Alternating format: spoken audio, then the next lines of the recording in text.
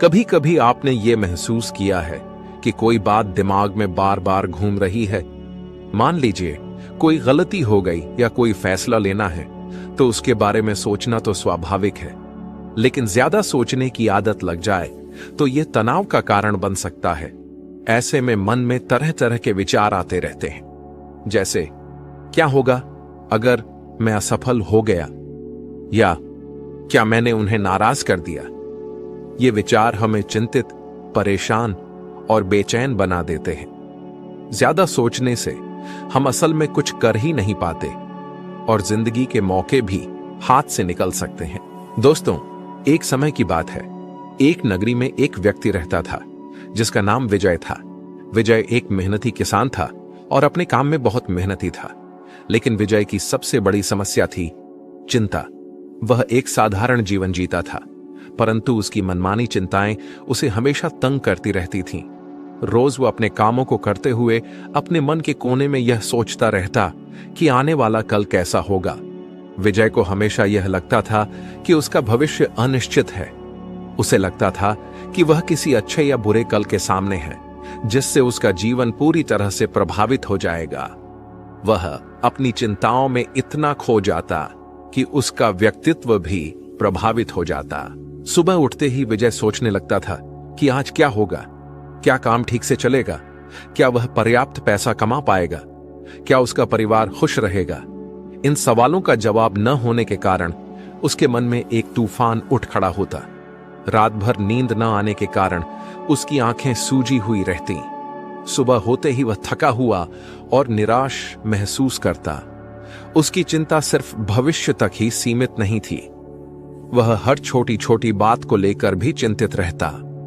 यदि कोई काम समय पर पूरा न हो पाता तो वह घंटों सोचता रहता कि क्या होगा इसका बुरा परिणाम। इस चिंता के कारण वह जीवन का आनंद नहीं ले पाता था।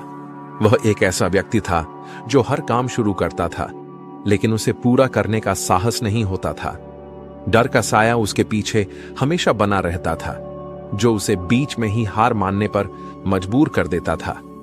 यह डर केवल असफलता का ही नहीं था, बल्कि अपने और अपने परिवार के भविष्य को लेकर भी था। हर रोज रात को सोने से पहले उसके मन में अनेक प्रश्न उठते थे। क्या मैं अपने बच्चों को एक अच्छा जीवन दे पाऊंगा? क्या मैं उनका पालन पोषण ठीक से कर पाऊंगा? क्या मेरे बाद उनका क्या होगा? ये चिंताएं उसे रातों रात जगाए रखती थीं। उसके माथे पर चिंता की गहरी रेखाएं उभर आई थीं और उसकी आंखों में हमेशा एक उदासी छाई रहती थी। वह सोचता था कि काश वह कुछ ऐसा कर पाता जिससे उसका भविष्य और उसके परिवार का भविष्य सुरक्षित हो जाता। उसने कई बार नौकरी बदलने की कोशिश की, लेकिन हर बार असफलता का सामना करना पड़ा। धीरे धीरे उसकी आत्मविश्वास कम होने लगा और हताशा उसे घेरने लगी। इस चिंता के समाधान की तलाश में वह कई ज्ञानियों से मिला। उसने प्रसिद्ध आर्षियों, विद्वानों और संतों की शरण ली। उनसे घंटों बातें की, अपनी चिंता का कारण बताया और समाधान की भीख मांगी, लेकिन किसी भी ज्ञानी, आर्षि या संत ने उसकी चिंता का समाधान नहीं बता पाया। सभी ने उसे धैर्य रखने और भगवान पर भरोसा करने की सलाह दी। निराश होकर वह अपने मित्रों और सगे संबंधियों से भी इस बारे में बात करने लगा। कई लोगों ने उसे सलाह दी कि वह अपना धन किसी सुरक्षित जगह पर निवेश करे ताकि उसे मुनाफा मिल सके। कुछ लोगों ने कहा कि उसके ग्रह नक्षत्र ठीक नहीं चल रहे हैं और उसे ज्योतिषी से सलाह लेनी चाहिए। कुछ अन्य लोगों ने कहा कि उसके कर्मों में ही कोई कमी है और उसे अच्छे कर्म करने चाहिए। लेकिन सारे नुस्खे, हिदायतें और सलाह को बखूबी निभाने के बाद भी उसके मन में अजीब सी बेचैनी थी। एक दिन उसे इतने परेशानी में देख उसके एक मित्र ने उसे एक बौद्ध भिक्षु के बारे में बताया। उस मित्र ने कहा कि जो कोई भी उन बौद्ध भिक्षु से मिलने जाता है वे उसकी समस्या का समाधान अवश्य ही करते हैं। चाहे समस्या कितनी ही बड़ी क्यों न हो, उनके समझाने का तरीका थोड़ा अलग होता है। वे अपनी बातों को कुछ अनोखे ढंग से समझाते हैं। बहुत खुश हुआ। उसे लगा कि हां, अब वही साधु बाबा उसकी समस्या का समाधान बता सकते हैं। उत्सुकता से वह व्यक्ति तुरंत बौद्ध भिक्षु के आश्रम की ओर चल पड़ा। आश्रम एक शांत और सुंदर स्थान पर स्थित था। चारों ओर ऊंचे पेड़ों से घिरा हुआ था। जैसे ही वह आश्रम के द्वार पर पहुंचा, उसने एक शांत और पवित्र वातावरण महसूस किया। उसने धीरे से दरवाजा खटखटाया और अंदर प्रवेश किया। वह बौद्ध भिक्षु एक बैठने स्थान पर बैठकर ध्यान कर रहे थे। जैसे ही विजय प्रवेश करता है, वह बौद्ध भिक्षु आंखें खोलकर विजय की ओर देखते हैं। तभी विजय वहां जाकर वह उन बौद्ध भिक्षु से कहता है, हे महाराज, मैंने आपके बारे में बहुत सुना है। लोग आपकी प्रशंसा करते थकते नहीं। मैंने यह भी सुना है कि जो भी आपके पास अपनी समस्या लेकर आता है, आप उसका समाधान उसे अवश्य देते हैं। हे महाराज, मेरी हाथ जोड़कर आपसे एक विनती है। मेरी भी एक समस्या है। मुझे अपने आने वाले कल की चिंता है। मैं चाहता हूं कि मेरे बच्चे और परिवार सुरक्षित रहें और उनका भविष्य सुरक्षित हो। मैं अपने भविष्य की चिंताओं में अपना सारा समय गुजार देता हूं। मुझे बहुत डर लगता है भविष्य के बारे में सोच सोचकर। मेरे मन में अनेक प्रश्न उठते थे। क्या मैं अपने बच्चों को एक अच्छा जीवन दे पाऊंगा? क्या मैं उनका पालन पोषण ठीक से कर पाऊंगा? मेरे बाद उनका क्या होगा? ये चिंताएं मुझे रातों रात जगाए रखती है। अगर आप उसका समाधान कर देंगे तो आप जो चाहेंगे मैं आपको वो देने को तैयार हूं। फिर भले ही मुझे बाजार से कर्ज क्यों ना लेना पड़े। विजय की बात सुनकर वह बौद्ध भिक्षु मुस्कुराते हैं और कहते हैं, बेटा, धन दौलत से मेरे मन को कोई संतोष नहीं मिलता। मुझे ये सारी चीजें नहीं चाहिए। मैं तुम्हारी समस्या का हल तभी निकाल सकता हूं जब तुम मेरी बातों पर गंभीरता से ध्यान दो। जब तक तुम मुझ पर भरोसा नहीं करोगे, मेरी मदद भी तुम्हारे काम नहीं आ सकती। अगर तुम्हें मुझे कुछ देना ही है तो मैं तुम्हारा समय चाहता हूं। क्या तुम मेरे लिए समय निकाल सकते हो ताकि मैं तुम्हें समझा पाऊं कि तुम क्या गलती कर रहे हो? यह सुनते ही विजय की आंखों में जो आशा की किरण चमक उठी और वह तुरंत ही बौद्ध भिक्षु से बोला, जी गुरुजी, मैं आपको अपना समय देने के लिए तैयार हूं। आप जो कहेंगे मैं वह करूंगा। बस मेरी समस्या का समाधान दे दीजिए। बौद्ध भिक्षु विजय की निश्चित दृढ़ता को देखकर प्रसन्न हुए और उससे कहा कि बेटा, मुझे तुम्हारे 7 दिन का समय चाहिए और इन 7 दिन में तुम मेरे इस आश्रम में रहना होगा। जैसा मैं कहूं ठीक वैसा ही करना होगा। क्या तुम तैयार हो? युवक थोड़ा सोच में पड़ गया। उसके दिमाग में यह ख्याल आया कि अगर वह 7 दिन तक बौद्ध भिक्षु के साथ रहेगा तो उसका काम कैसे चलेगा, उसके घर के खर्चे कैसे पूरे होंगे और सबसे जरूरी बात, उसकी पत्नी ये सुन के क्या कहेगी। लेकिन उसे समाधान भी चाहिए था। आदमी ने सोचा, अगर मैं अपनी पत्नी से कहूं कि मुझे अपनी समस्या का समाधान ढूंढकर बेहतर इंसान बनना है और इसके लिए मुझे 7 दिन इन बौद्ध भिक्षुओं के साथ रहना होगा, तो अवश्य ही उसकी पत्नी उसे बौद्ध भिक्षु के साथ रहने की इजाजत देगी। और वैसे भी मेरी जिंदगी से बस 7 दिन ही तो है। लेकिन अगर मैं इस समस्या का समाधान नहीं ढूंढ पाया तो यह चिंता मुझे जीवन भर परेशान करेगी। उसने सोचा कि वह इस समस्या का समाधान ढूंढने के लिए 7 दिन समर्पित कर सकता है। काफी सोच विचार के बाद वह बौद्ध भिक्षु से कहा, ठीक है गुरुजी, मैं आपको 7 दिन देने के लिए तैयार हूं, लेकिन इसके पहले उसे अपनी पत्नी को यह सब बताना होगा ताकि वह परेशान न हो। इस पर बौद्ध भिक्षु कहते हैं, जरूर बेटा, तुम मुझे कल इसी जगह पाओगे। घर लौटकर पति ने अपनी पत्नी को सारी बात बताई। पत्नी को सुनकर दुख हुआ, लेकिन वह अपने पति के प्यार और उसे हो रही तकलीफ को समझ गई। उसने अपने पति को हौसला दिया और कहा, चिंता मत करो, मैं तुम्हारे साथ हूं। अगले दिन बौद्ध भिक्षु ने उस व्यक्ति से कहा, आज से 7 दिन तक तुम्हें एक भिक्षु की तरह जीवन जीना होगा। तुम्हें उनके जैसे कपड़े पहनने होंगे, आश्रम में उनकी तरह सफाई करनी होगी और भिक्षा के लिए गांव में जाकर भोजन लाना होगा।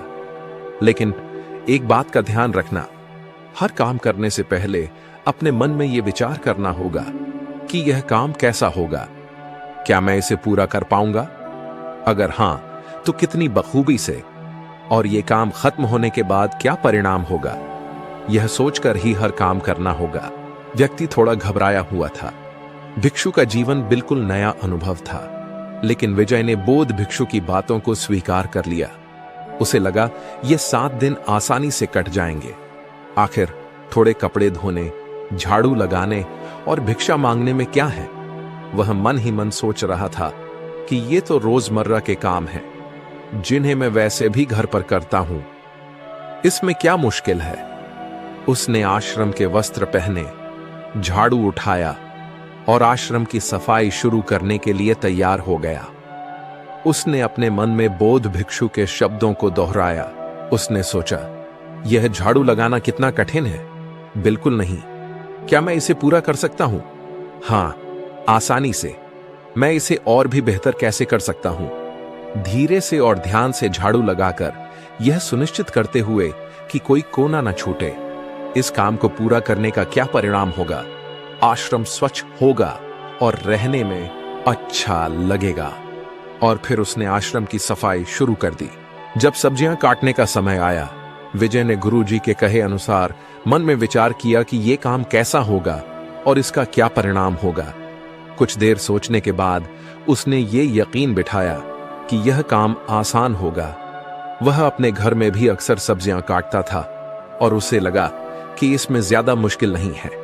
उसने सोचा कि थोड़ी मेहनत और सावधानी से सब्जियां काटने से सबको खुश करना संभव होगा। इस काम के बाद वह आश्रम के रसोई में मदद करने का आनंद लेगा, जिससे सबको समय पर और स्वादिष्ट भोजन मिल सकेगा। विजय को यह अवसर अन्यों की सेवा करने का एक सुंदर मौका प्रदान करेगा और उसे खुशी होगी कि उसने इस काम में योगदान दिया। जब भिक्षा मांगने का समय आया तो विजय ने मन में सोचा कि कैसा होगा भिक्षा मांगना। उसने खुद से पूछा कि क्या यह कठिन होगा? फिर विजय ने सोचा कि भिक्षा मांगने में क्या कठिनाई है। मैं पैसे नहीं मांग रहा, बस एक रोटी या थोड़ा अनाज। मुझे उम्मीद है कि लोग दया दिखाएंगे और मुझे कुछ न कुछ जरूर देंगे। क्या यह मुश्किल होगा? वह खुद को जवाब देता है, मुझे नहीं लगता। मैं विनम्रता से भिक्षा मांगूंगा और लोगों से सम्मान पूर्वक बात करूंगा तो मुझे लगता है कि वे मेरी मदद करेंगे।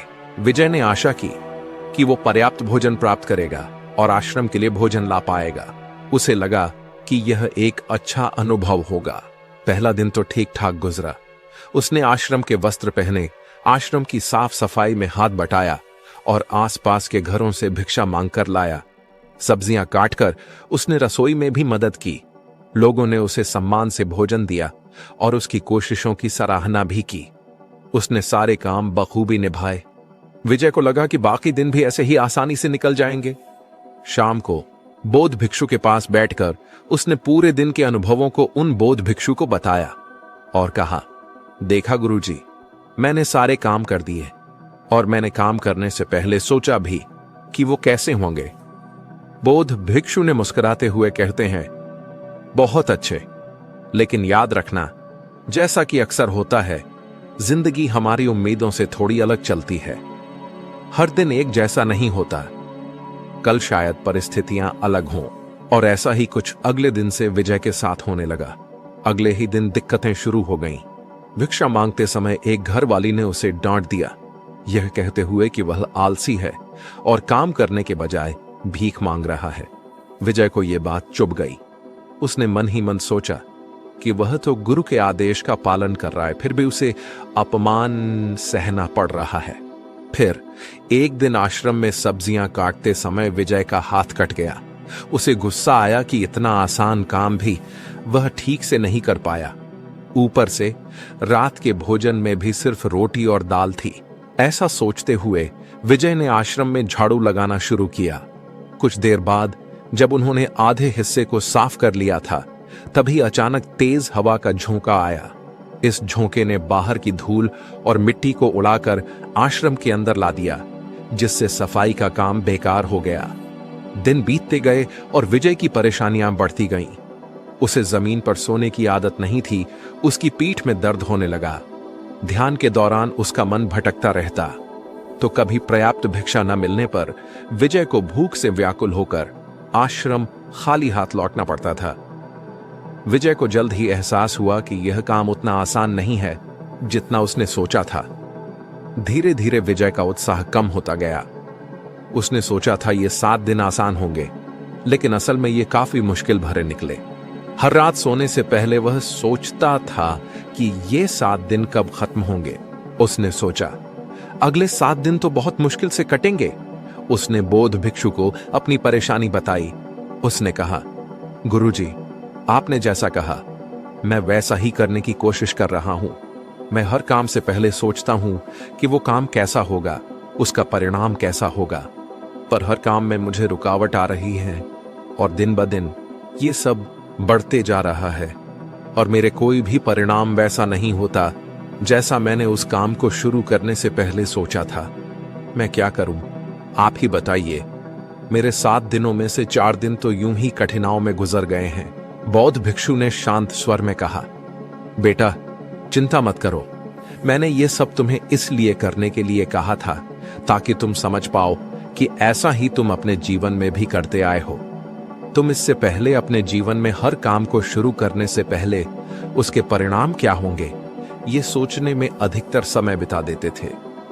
भविष्य में ये कैसा होगा या ये कैसा होना चाहिए, भविष्य में तुम्हारे पास कितना पैसा होगा, या फिर पैसा नहीं हुआ तो क्या होगा, कि अगले साल बारिश नहीं आई तो फसल कैसे उगेगी, या तुम मर गए तो क्या होगा।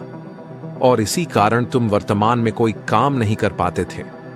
लेकिन असली बात तो यह है कि वर्तमान ही तुम्हारा भविष्य बनाता और बिगाड़ता है, और तुम तो उन भविष्य के भूतों के बारे में सोचकर डर रहे हो जो असल में तुम्हारे हाथ है ही नहीं। मुझे बताओ, क्या तुम्हारी मृत्यु तुम्हारे हाथ में है? विजय उन बौद्ध भिक्षु से कहता है, नहीं गुरुजी। बौद्ध भिक्षु विजय से फिर पूछते हैं, क्या बारिश के ज्यादा या कम गिरना तुम्हारे हाथ में है? विजय उन बौद्ध भिक्षु से फिर से कहता है, नहीं गुरुजी। गुरुजी आगे कहते हैं, तो क्या यह सही नहीं होगा कि तुम उन काल्पनिक भविष्य के डर से भरे हुए भूतों के बारे में सोचना छोड़ के तुम अपने उस सुनहरे भविष्य के बारे में अभी इसी वक्त क्या कर सकते हो वो करो। विजय गुरुजी के इस ज्ञान को समझते हुए बड़े ही गंभीर तरीके से बातों को अपने अंदर सोखता है और कुछ देर शांत रहने के बाद गुरुजी से पूछता है, तो क्या गुरुजी, आप ये कह रहे हो कि मैं भविष्य के बारे में सोचना छोड़ दूं, कोई लक्ष्य न रखूं अपने जीवन में? ऐसे तो मेरे जीवन का कोई अर्थ नहीं रह जाएगा। इस पर वह बौद्ध भिक्षु जोर से हंसते हुए कहते हैं, बेटा, ये तो बेवकूफी होगी। अगर तुम लक्ष्य ही नहीं रखोगे अपने जीवन में तो तुम्हें कैसे पता चलेगा कि किस दिशा में अपने कार्य करने हैं, किन जगहों पर अपनी शक्ति खर्च करनी है। आगे वह बौद्ध भिक्षु कहते हैं कि इस दुनिया में हर किसी को भविष्य के बारे में सोचना चाहिए, लेकिन यह भी याद रखो कि भविष्य के बारे में तुम सिर्फ इसलिए सोच रहे हो ताकि तुम अपनी दिशा तय कर सको, एक लक्ष्य बना सको, ताकि तुम्हें पता हो कि तुम्हें कहां जाना है या क्या बनना है। लेकिन अगर तुम बस उसी के बारे में सोचते रहने की भूल करोगे और वर्तमान में उस लक्ष्य को पाने के लिए कुछ भी नहीं करोगे, तो तुम्हारे जीवन में निराशा और दुख के सिवाय कुछ नहीं बचेगा। और इसीलिए अब से तुम्हारे 7 दिनों में से बाकी के 3 दिन तुम हर काम अब इस नए ज्ञान को ध्यान में रखते हुए करना। अब से तुम्हें कोई भी काम करने से पहले बस अंतिम परिणाम तय करना है, और उसके बाद उस लक्ष्य तक पहुंचने के लिए जो भी करना पड़ेगा तुम्हें वह करना है। जैसे कि अगर कोई तुम्हें भला बुरा कह रहा है तो तुम्हें अपने मन को शांत करके ये समझना है कि लोग खुद भी परेशान होते हैं अपने जिंदगी में। वो इतने गुस्सा बस तुम्हें देखकर नहीं हुए हैं।